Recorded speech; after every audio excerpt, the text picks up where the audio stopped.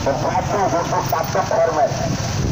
Insya Allah kami akan mengajak saudara-saudara Bandung bangsa Aceh untuk bersatu dalam rangka dengan takut Hermes Bali yang Hermesnya tadi buka dan disediakan fasilitas kepada pembuat maksiat bukan begitu saja.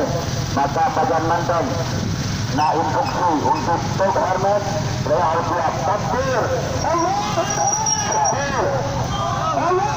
Allahu Akbar. Hermesnya masih milik Yahudi, artinya punya saham Yahudi. Lambang Pak Hermes yaitu lambang tentang Yahudi. Maka lebihnya Bandung wajib satukan sah, satukan barisan untuk salib, untuk tauhid Hermes dan bendera Yahudi dari Aceh.